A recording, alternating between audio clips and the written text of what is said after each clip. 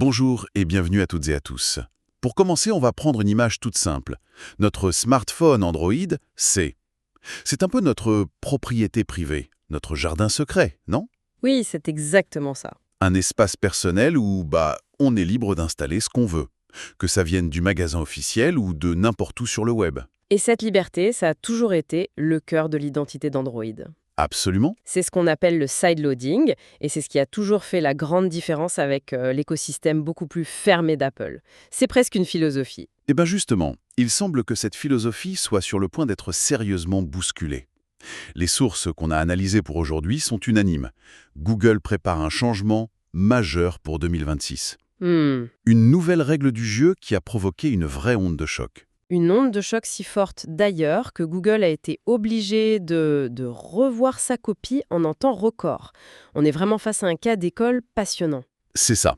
Cette tension entre, d'un côté, la volonté de sécuriser une plateforme et de l'autre, la résistance d'une communauté qui tient à ses libertés. C'est ce qu'on va décortiquer pour vous aujourd'hui. C'est parti. Je suis Léa. Et moi, Michel, et ensemble, nous sommes les mordus. Bon, alors rentrons dans le vif du sujet. C'est quoi cette fameuse nouvelle règle qui a mis le feu aux poudres ? Alors, la règle, en fait, elle est aussi simple que radicale. À partir de 2026, pour qu'une application puisse être installée sur un Android, son développeur devrait être vérifié par Google.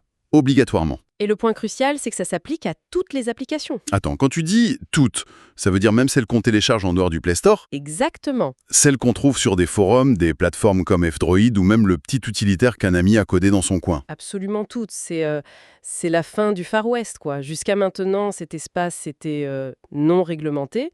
Demain, Google veut y mettre un shérif. Et ça veut dire quoi concrètement être vérifié? Ça veut dire que le développeur devra fournir son nom légal, une adresse physique, un email et un numéro de téléphone.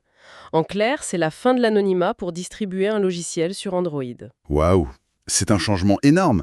Si je bricole une petite appli pour mon club de sport, juste pour nous, je vais devoir donner mon adresse perso à Google? Ça me paraît... Disproportionné. Oui, voilà. C'est précisément l'une des critiques, et on va y revenir. Pour se défendre, Google utilise une analogie, celle du contrôle d'identité à l'aéroport. Ah oui. Ils disent « on vérifie qui est le pilote, on ne regarde pas ce qu'il y a dans les valises ». L'idée, c'est de rassurer en disant qu'ils ne vérifient que l'identité, pas le code de l'application. L'analogie est parlante, mais ça pose quand même la question du pourquoi. Pourquoi ce besoin soudain de vérifier tout le monde? Quelle est la justification? La justification, elle tient en un seul mot, sécurité. Et là, pour appuyer son argument, Google sort l'artillerie lourde. J'imagine, avec des chiffres chocs. Exactement. Une de leurs analyses, qu'on a pu consulter, révèle que les applications téléchargées sur Internet, donc en dehors du Play Store, contiendraient en moyenne 50 fois plus de malware. 50 fois! Le chiffre est énorme. C'est fait pour marquer les esprits, c'est clair. Mais bon, on peut aussi être un peu cynique et se dire que c'est un moyen très pratique pour Google de renforcer son contrôle sur tout l'écosystème et au passage sur les commissions. C'est une lecture possible et c'est au cœur du débat. Officiellement, l'argumentaire se concentre vraiment sur la protection de l'utilisateur. Ils décrivent une sorte de jeu du chat et de la souris qui ne finit jamais. C'est-à-dire? Imagine un escroc. Il crée une fausse application bancaire, une copie parfaite de la vraie, mais qui vole tes identifiants. Il la met en ligne anonymement sur un site. D'accord. Google finit par la repérer, la bloque. Mais Le lendemain, le même escroc, toujours anonyme, en met une autre en ligne sous un autre nom, et ça recommence. voilà, c'est exactement ça. Google dit qu'ils sont condamnés à perdre ce jeu tant que l'anonymat total est possible. En forçant la vérification d'identité, ils espèrent casser ce cycle. Si tu es banni, tes infos personnelles sont grillées. D'accord. La logique sécuritaire se tient. Personne n'a envie de se faire piller son compte en banque. Mais ce chiffre de 50 fois plus, il me dérange un peu. 50 fois plus que quoi au juste? Si le risque sur le Play Store est de, disons, 0,001%, 50 fois ce risque, ça reste un nombre absolu très très faible. C'est une excellente question. Et bien sûr, les documents ne donnent pas le chiffre de base, ce qui alimente le scepticisme. Voilà. On a l'impression qu'ils utilisent une statistique impressionnante pour justifier une mesure qui va bien au-delà du problème. Et c'est là toute la critique de la communauté. Ils disent que Google met dans le même sac des plateformes open source très sérieuses, comme F-Droid, et des sites pirates bourrés de virus. La menace n'est pas la même partout, mais la solution, elle, est la même pour tout le monde. Et c'est là que la controverse a vraiment explosé. On y est. La réaction a été virulente. C'est le moins qu'on puisse dire. J'imagine. La critique de fond, c'est que cette mesure est perçue comme une trahison de l'esprit même d'Android.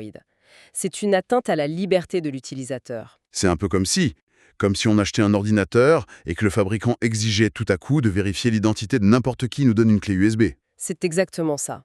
Ça va à l'encontre du concept même de propriété de son appareil. Et au-delà de l'utilisateur, je pense au créateur. L'impact doit être énorme. Immense. Et ça touche de plein fouet les développeurs indépendants, les étudiants qui apprennent à coder, et surtout tout l'écosystème du logiciel libre, l'open source. Mhm. Ces projets sont souvent maintenus par des bénévoles, des passionnés qui n'ont ni l'envie ni parfois les moyens de se plier à un processus de vérification géré par une multinationale. Pour eux, l'anonymat, c'est aussi une protection. Et ça peut avoir un effet paralysant, non?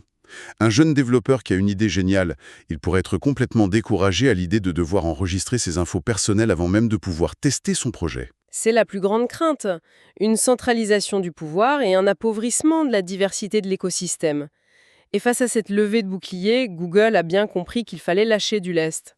Ah, et c'est là qu'arrive le fameux compromis. Exactement.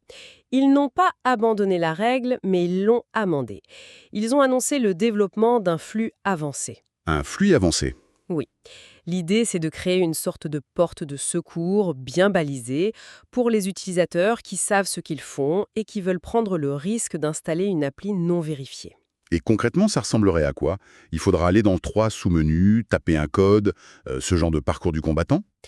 Les détails ne sont pas encore tous connus, mais ce sera plus complexe que la simple case à cocher « Autoriser les sources inconnues » qu'on a aujourd'hui. Le processus va forcer l'utilisateur à confirmer plusieurs fois qu'il comprend bien les risques. D'accord. Et il y a un détail crucial, ce flux est conçu pour résister à la coercition. Résister à la coercition, ça sonne un peu dramatique. C'est une terminologie technique, mais l'idée est assez maligne.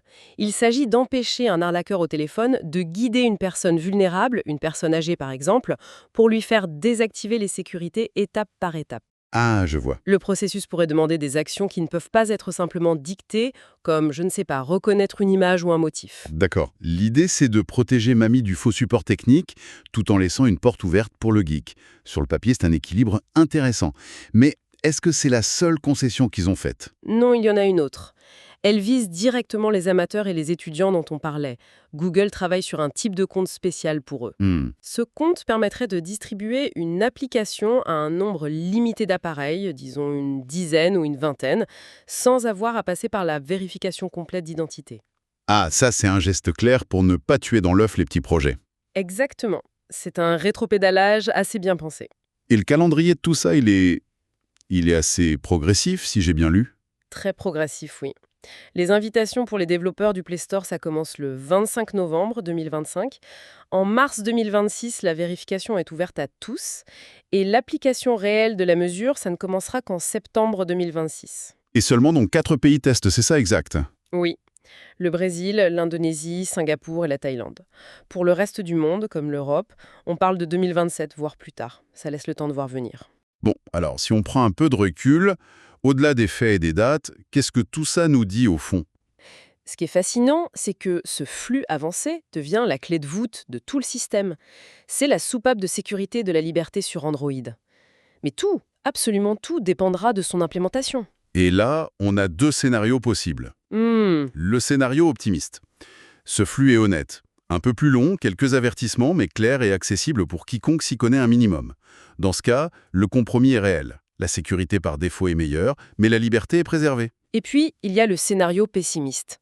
Celui où ce flux avancé est un parcours du combattant, bureaucratique, anxiogène, conçu pour décourager 99% des gens. Même les plus experts. Oui, avec des délais, des avertissements alarmistes, des étapes confuses. Et dans ce cas, la concession n'est qu'une façade. La liberté de sideloading est morte dans les faits sans que Google n'ait eu à l'interdire frontalement. Le diable se cachera dans les détails de l'interface utilisateur, en somme. C'est toute la question.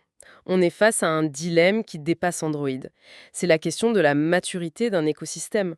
Un système jeune et ouvert devient populaire grâce à sa flexibilité, mais en vieillissant avec des milliards d'utilisateurs, La pression pour la sécurité et la simplicité devient énorme. La question, c'est de savoir si cette transformation en un système plus contrôlé, plus paternaliste, est une évolution inévitable.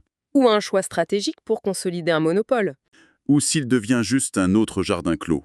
Plus sûr peut-être, mais beaucoup moins libre. Et ça nous laisse tous avec une question de fond. Quel est le juste prix de la sécurité? Est-ce qu'on est prêt à céder un peu de contrôle sur nos propres appareils pour avoir l'esprit plus tranquille? Il n'y a pas de réponse facile. Pour résumer notre analyse, on a donc une nouvelle politique de vérification obligatoire des développeurs sur Android qui arrive en 2026. Officiellement, c'est pour notre sécurité. Mais la mesure a soulevé une tempête, car elle signe pour beaucoup la fin de l'ère de l'ouverture d'Android. Face à la grogne, Google a fait marche arrière et propose un compromis. Ce fameux flux avancé pour les utilisateurs experts et un statut spécial pour les amateurs. Et la grande inconnue, c'est de savoir si ce compromis sera réel ou juste une façade. Cet équilibre fragile entre protection et liberté, c'est ce qui dessinera le futur d'Android. Merci beaucoup de nous avoir suivis pour cette analyse. On espère que ce décryptage vous a permis d'y voir plus clair sur les enjeux. On se retrouve très bientôt pour une nouvelle exploration.